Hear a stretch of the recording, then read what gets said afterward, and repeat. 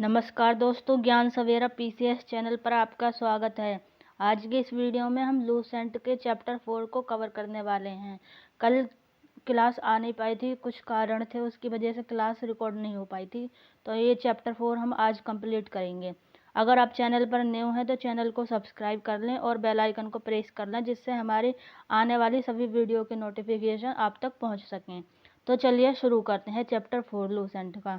इसमें मैं सिर्फ वही चीज़ें पढ़ाऊंगी जो एग्ज़ाम में आने वाली हैं। फालतू की कुछ चीज़ें इसमें फालतू भी हैं जो एग्ज़ाम से रिलेटेड है नहीं, तो मैं उनको छोड़ दूंगी। ठीक है, तो चलिए शुरू करते हैं। तो चैप्टर 4 है आनुवंशिकी। तो शुरू करते हैं। वे लक्षण जो पीढ़ी दर पीढ़ी संचरित होते हैं आनुवंशिक लक्षण कहलाते हैं। आनुवंशिक लक्षणों के पीढ़ी दर पीढ़ी संचरण की विधियों और कारणों के अध्ययन को आनुवंशिकी कहते हैं। आनुवंशिकता के बारे में सर्वप्रथम जानकारी ऑस्ट्रिया के निवासी ग्रेगर जोहान मेंडल ने 1822 जो इनका वो है टाइम 1822 से 1884 में दी, मतलब इनका जो टाइम था ये बताया मैंने। इसी कारण इन्हें आनुवंशिकता का पिता कहा जाता है। आगे है ये नोट, इसमें आपके पास बुक होगी या पीडीएफ आपको ग्रुप में शेयर कर दी जाएगी, आप वहाँ से देख सकते हैं। लूसेंट में जितने भी नोट हैं, चाहे किसी भी सब्जेक्ट के हों, वो सभी इम्पोर्टेंट हैं, तो आप इनको ज़रूर पढ़ना।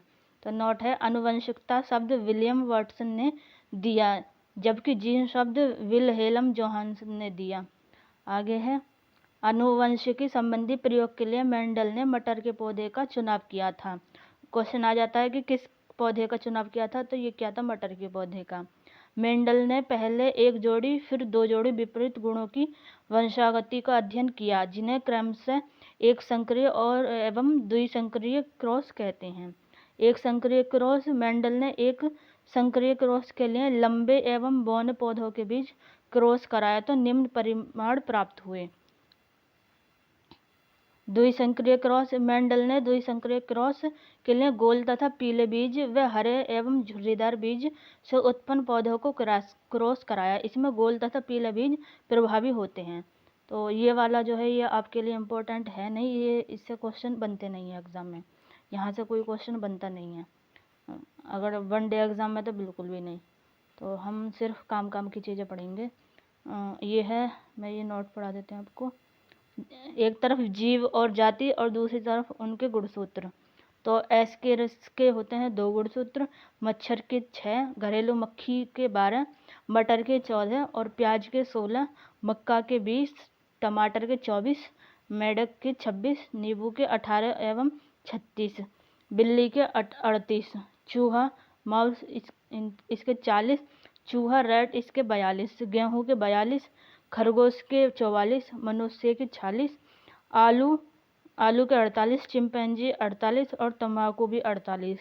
तो ये तीनों के 48 उससे याद कर लेना। घोड़ा के 64 और कुत्ते का 78, कबूतर के 80। तो नीचे है टेरिडोफाइट्स, इसके 1300 से 1600। तो ये यहाँ से क्वेश्चन बन जाते हैं कि कितने कितने गुण वन डे एग्जाम में या वन लाइनर में आपके क्वेश्चन आ जाते हैं। कभी कभी पीसीएस में भी ये स्टेटमेंट तो क्वेश्चन पूछ लेते हैं, तो इनको आप याद रखना। अब हम पढ़ेंगे मेंडल के नियम। तो नंबर 1 है प्रभाविकता का नियम। नंबर 1 है प्रभाविकता का नियम। एक जोड़ा विपर्यायी गुणों वाले शुद्ध पिता या माता में संकरण करने से प्रथम पीढ़ी में प्रभावी गुण प्रकट होते हैं, जबकि अप्रभावी गुण छिप जाते हैं। प्रथम पीढ़ी में केवल प्रभावी गुण ही दिखाई देता है, लेकिन अप्रभावी गुण उपस्थित अवश्य रहता है। यह गुण दूसरी पीढ़ी में प्रकट होता है। नंबर 2 है पृथक्करण का नियम। लक्षण कारकों के जोड़ों के दोनों कारक युग्म बनाते समय पृथक हो जाते हैं और इनमें से केवल एक ही कारक किसी एक युग्मक में पहुंचता है। इस नियम को शुद्धता का नियम भी कहते हैं। 3 है स्वतंत्र अपव्यूहन का नियम। यह एक सेकंड, थोड़ी ये क्लियर नहीं है पीडीएफ। नंबर 3 है स्वतंत्र अपव्यूहन का नियम। जब दो जोड़ी विपरीत लक्षणों वाले पौधों के बीच संकरण कराया जाता है तो दोनों लक्षणों का पृथक्करण स्वतंत्र रूप से होता है। एक लक्षण की वंशानुगति दूसरे को प्रभावित नहीं करती है। इसमें नोट है, डब्ल्यू वॉटसन ने 1905 में सर्वप्रथम जेनेटिक्स नाम का उपयोग किया। तो क्वेश्चन आ जाएगी जेनेटिक्स नाम का उपयोग किया तो ये डब्ल्यू वॉटसन ने। आगे है, स्टार बना के दिए हैं, ये इम्पोर्टेंट है। जोहानसन ने 1909 में सर्वप्रथम जीन शब्द का प्रयोग किया। फिनोटाइप, जीवधारी के जो लक्षण प्रत्यक्ष रूप से दिखाई पड़ते हैं उसे फिनोटाइप कहते हैं। जीनोटाइप जीव के आनुवंशिक संगठन को उसका जीनोटाइप कहते हैं, जो कि कारकों यानी जीन का बना होता है। आगे है, युग्म विकल्पी, एक ही गुण के विभिन्न विपर्याय रूपों को प्रकट करने वाले लक्षण कारकों को एक दूसरे का युग्मक विकल्पी या एलील कहते हैं, यानी एक ही जीव के विभिन्न प्रारूप युग्म विकल्पी कहलाते हैं। आगे है, सहलग्नता, एक ही गुणसूत्र पर स्थित जीनों में एक साथ वंशगत होने की प्रवृत्ति पाई जाती है। जीनों की इस प्रवृत्ति को सहलग्नता कहते हैं, जबकि जीन जो एक ही गुणसूत्र पर स्थापित होते हैं और एक साथ वंशानुगत होते हैं उन्हें सहलग्न जीन कहते हैं। लिंग सहलग्न जीन लिंग सहलग्न युग्म गुणों को एक पीढ़ी से दूसरी पीढ़ी में ले जाते हैं। वास्तव में एक्स गुणसूत्र पर स्थित जीन ही लिंग सहलग्न जीन कहे जाते हैं, क्योंकि इसका प्रभाव नर तथा मादा दोनों पर पड़ता है। आगे है, लिंग सहलग्नता की सर्वप्रथम विस्तृत व्याख्या मार्गन ने 1910 में की थी। मनुष्यों में कई लिंग सहलग्न गुण जैसे रंगवर्णांधता, गंजापन, हीमोफीलिया, मायोपिया, हाइपरट्राइकोसिस इत्यादि पाए जाते हैं। लिंग सहलग्न गुण स्त्रियों की अपेक्षा पुरुषों में ज़्यादा प्रकट होते हैं। आगे है, मानव आनुवंशिकी, गुणसूत्र का नामकरण डब्ल्यू वाल्टियर ने 1888 में किया था। इम्पोर्टेंट है ये। गुणसूत्रों में पाए जाने वाले आनुवंशिक पदार्थ को जीनोम कहते हैं। जीन इन्हीं गुणसूत्रों पर पाया जाता है। नेक्स्ट, गुणसूत्रों के बाहर जीन यदि कोशिका द्रव्य के कोशिकांगों में होती है तो उन्हें प्लाज्मा जीन कहते हैं। आगे है, 1956 ईस्वी में एस वेंजर द्वारा जीन की आधुनिक विचारधारा दी गई।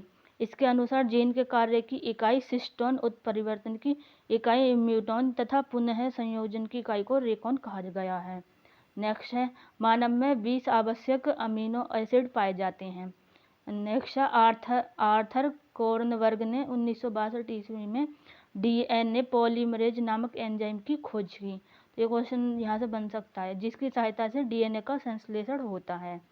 नेक्स्ट है, मनुष्य में लिंग निर्धारण, मनुष्य में गुणसूत्रों की संख्या 46 होती है। यहाँ से क्वेश्चन आता है, प्रत्येक संतान को समजात गुणसूत्रों की प्रत्येक जोड़ी का एक गुणसूत्र अंडाणु के द्वारा माता से तथा दूसरा शुक्राणु के द्वारा पिता से प्राप्त होता है।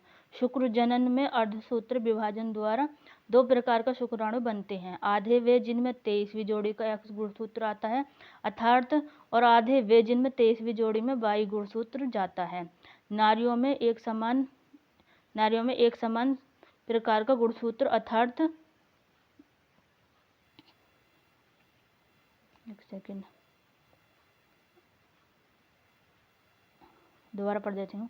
नारियों में एक समान प्रकार का गुणसूत्र 22+X तथा 22+X वाले अंडाणु पाए जाते हैं।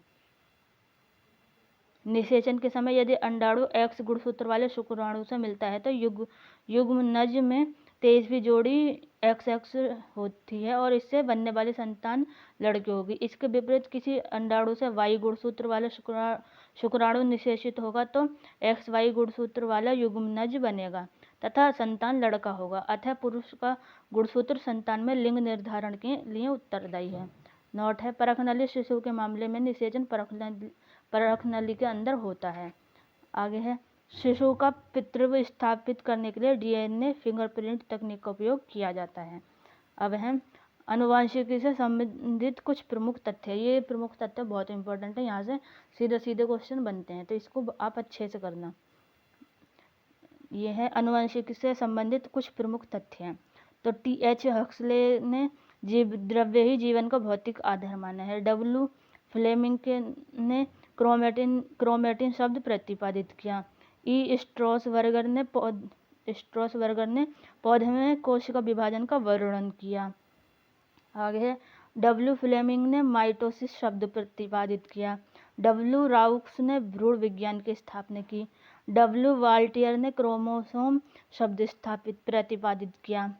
एच हेलरिगल व एच विल्फ्रोथ ने दलहनी पौधों में नाइट्रोजन स्थिरीकरण को बताया। डी इवानोव्स्की ने विषाणुओं के अस्तित्व के प्रमाण दिए। ए बीजमैन ने जर्म प्लाज्मा की निरंतरता का सिद्धांत दिया। ई बुकनर ने यीस्ट कोशिकाओं से एंजाइम प्राप्त करके उनमें किण्वन कराया और उन्हें जाइमेस नाम दिया। दोबारा पढ़ देते हैं। ई बुकर ने यीस्ट कोशिकाओं से एंजाइम प्राप्त करके उनमें किण्वन कराया और उन्हें जाइमेस नाम दिया। आर अल्टमैन ने न्यूक्लिक एसिड शब्द प्रतिपादित किया। ह्यूगो डी विरिज ने उत्परिवर्तन सिद्धांत दिया। कार्ल लैंडस्टीनर ने रक्त वर्गों का पता लगाया। टबॉट ने जीवाणुभोजी की खोज की। ग्रिफिथ ने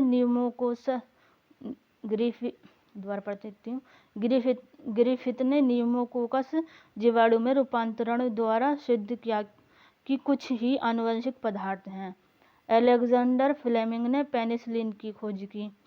नॉल व रस्का ने प्रथम इलेक्ट्रॉन सूक्ष्मदर्शी का निर्माण किया। जी डोमेक ने सल्फर ड्रग की खोज की और एजे टेंसले ने इकोसिस्टम पारितंत्र शब्द का प्रयोग किया। यहाँ ये क्वेश्चन यहाँ से बन जाता है, पारितंत्र शब्द का प्रयोग किसने किया? तो ये एजे टेंसले ने। हैंस क्रेब्स ने श्वसन की सिट्रिक अम्ल चक्र की खोज का पता लगाया कि श्वसन के दौरान CO2 इसी चक्र के फलस्वरूप निकलती है। आगे है एच ए